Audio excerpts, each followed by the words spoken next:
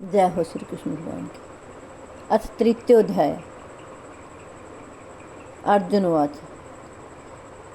जयायसी चेत कर्मणस्ते मता बुद्धिर्जनार्दन तत् किं कर्मणि घोरे माम नियोजसी।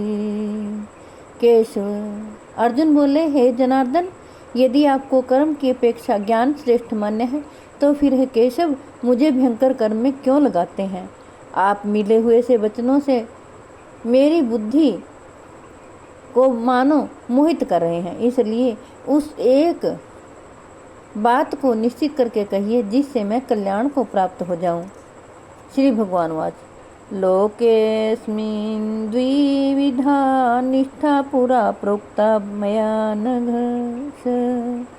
ज्ञान योगेन सांख्यानाम कर्म योगेन योगिना।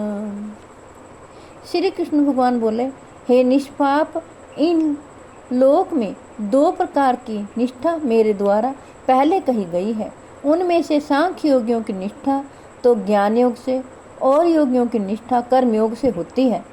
मनुष्य ना तो कर्मों का आरंभ किए बिना निष्कर्मता को यानी योग निष्ठा को प्राप्त होता है और ना कर्मों के केवल त्याग मात्र से सिद्धि यानी सांख्य निष्ठा को ही प्राप्त होता है। ना ही कश्चित क्षणमपि जातु तिष्ठत्य कर्म कृत कार्यते ह्यवशः कर्म सर्वः प्रकृति जैर गुणः। निस्संदेह कोई भी मनुष्य किसी भी काल में क्षण मात्र भी बिना कर्म किए नहीं रहता, क्योंकि सारा मनुष्य समुदाय प्रकृति जनित गुणों द्वारा परवश हुआ कर्म करने के लिए बाध्य किया जाता है। कर्मेन्द्रियाणि संयम्य आस्ते मनसा स्मरन् इंद्रियार्थान् विमूढ़ात्मा मिथ्याचारः स उच्यते। श्री कृष्ण भगवान कहते हैं, जो मंद बुद्धि मनुष्य समस्त इंद्रियों को हठ पूर्वक ऊपर से रोककर मन से उन इंद्रियों के विषयों का चिंतन करता रहता है, वह मिथ्याचारी अर्थात दंभी कहा जाता है। किंतु हे अर्जुन, जो पुरुष मन से इंद्रियों को वश में करके अनासक्त हुआ समस्त इंद्रियों द्वारा कर्म योग का आचरण करता है, वही श्रेष्ठ है। तो शास्त्र विहित कर्तव्य कर्म कर, क्योंकि कर्म ना करने की अपेक्षा कर्म करना श्रेष्ठ है, तथा कर्म ना करने से तेरा शरीर निर्वाह भी नहीं सिद्ध होगा। यज्ञ के निमित्त किए जाने वाले कर्मों से अतिरिक्त दूसरे कर्मों में लगा हुआ ही यह मनुष्य समुदाय कर्मों से बनता है। इसलिए हे अर्जुन, तू आसक्ति से रहित होकर उस यज्ञ के निमित्त ही भली भांति कर्तव्य कर्म कर। प्रजापति ब्रह्मा ने कल्प के आदि में यज्ञ सहित प्रजाओं को रचकर उनसे कहा कि तुम लोग इस यज्ञ के द्वारा वृद्धि को प्राप्त हो और यह यज्ञ तुम लोगों को इच्छित भोग प्रदान करने वाला हो। तुम लोग इस यज्ञ के द्वारा देवताओं को उन्नत करो और वे देवता तुम लोगों को उन्नत करें। इस प्रकार निस्वार्थ भाव से एक दूसरे को उन्नत करते हुए तुम लोग परम कल्याण को प्राप्त हो जाओगे। यज्ञ के द्वारा बढ़ाए हुए देवता तुम लोगों को बिना मांगे ही इच्छित भोग निश्चय ही देते रहेंगे। इस प्रकार उन देवताओं के द्वारा दिए हुए भोगों को जो पुरुष उनको बिना दिए स्वयं भोगता है, वह चोर ही है। यज्ञ से बचे हुए अन्न को खाने वाले श्रेष्ठ पुरुष सब पापों से मुक्त हो जाते हैं, और जो पापी लोग अपना शरीर पोषण करने के लिए ही अन्न पकाते हैं, वे तो पाप को ही खाते हैं। संपूर्ण प्राणी अन्न से उत्पन्न होते हैं। श्री कृष्ण भगवान कहते हैं, अन्न की उत्पत्ति वृष्टि से होती है, वृष्टि यज्ञ से होती है, और यज्ञ विहित कर्मों से उत्पन्न होने वाला है। कर्म समुदाय को तो वेद से उत्पन्न और वेद को अविनाशी परमात्मा से उत्पन्न हुआ जान।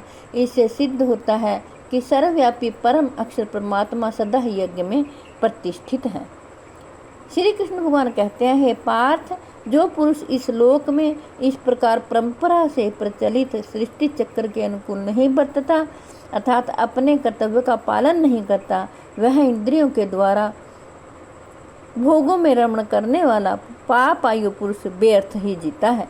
परंतु जो मनुष्य आत्मा में ही रमण करने वाला और आत्मा में ही तृप्त और आत्मा में ही संतुष्ट हो, उसके लिए कोई कर्तव्य नहीं है।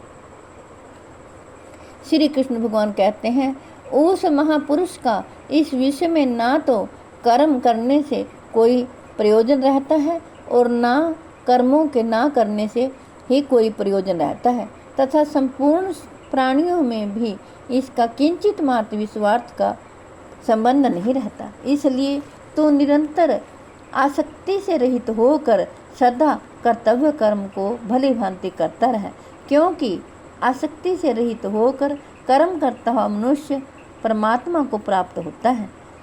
जनक आदि ज्ञानी जन भी आसक्ति रहित कर्म द्वारा ही परम सिद्धि को प्राप्त हुए थे। इसलिए तथा लोक संग्रह को देखते हुए भी तू कर्म करने के ही योग्य है, अर्थात तुझे कर्म करना ही उचित है। श्रेष्ठ पुरुष जो आचरण करता है, अन्य पुरुष भी वैसा वैसा ही आचरण करते हैं। वह जो कुछ प्रमाण कर देता है, समस्त मनुष्य समुदाय उसी के अनुसार बरतने लग जाता है।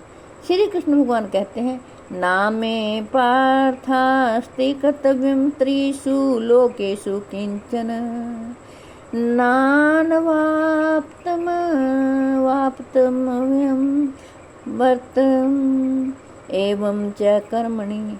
हे अर्जुन, मुझे इन तीनों लोकों में ना तो कुछ कर्तव्य है और ना कोई भी प्राप्त करने योग्य वस्तु अप्राप्त है, तो भी मैं कर्म में ही बरतता हूँ।